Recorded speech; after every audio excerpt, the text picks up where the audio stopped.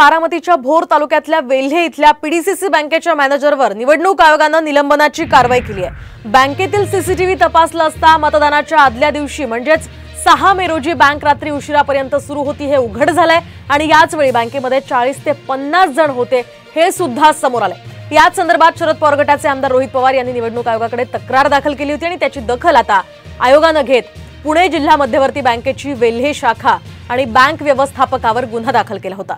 या प्रकरणी दोषी आढळल्याने आयोगाने या व्यवस्थापकावर निलंबनाची कारवाई केली आहे। या संदर्भात आपण अधिक माहिती जाणून घेऊयात आमचे प्रतिनिधी अक्षय बडवे यांच्याकडून।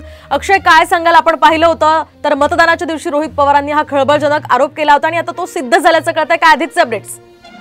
नक्कीच आपल्याला सगळ्यांना माहिती की 7 मे रोजी बारामती लोकसभा निवडणुकीसाठी मतदान पार पडलं होतं आणि त्याच पार्श्वभूमीवर 6 तारखेपर्यंत रात्री उशिरा पीडीसीसी बँक सुरू असल्याचा एक व्हिडिओ जो आहे तो राष्ट्रवादी काँग्रेसचे आमदार रोहित पवार यांनी स्वतः ट्विट केला होता आणि या संपूर्ण प्रकरणाची कारवाई पोलिसांनी केली असता मॅनेजर जो आहे त्याच्यावर आता निलंबनाची कारवाई करण्यात आलेली आहे। तसंच बँक रात्री उशिरा चालू ठेवल्याप्रकरणी आज त्या बँकेमध्ये सगळे सीसीटीव्ही फुटेज तपासले असता तिथे 40 ते 50 कर्मचारी देखील आढळून आलेत।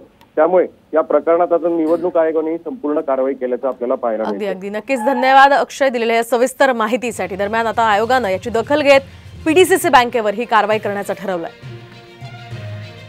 आपण पाहतोय एकूणच रोहित पवार यांनी या बँकेसंदर्भातला एक व्हिडिओ ट्विट केला होता, मात्र अजित पवारांनी यावर उत्तर दिलं होतं तुम्ही या सगळ्या प्रकरणातले सीसीटीव्ही चेक करू शकता आणि या सगळ्या प्रकरणानंतर आता सीसीटीव्ही चेक झालेत आणि हा आरोप सिद्ध करण्यात आलेला आहे। यावर आता अजित पवार काय बोलतात ते पाहणं अतिशय महत्त्वाचं असणार आहे। तर मतदानाच्या वेळी पैसे वाटप झाल्याचा आरोप या ठिकाणी रोहित पवार यांनी केला होता। याच सगळ्या पार्श्वभूमीवर अजित पवारांकडून स्पष्टीकरण आता अपेक्षित आहे।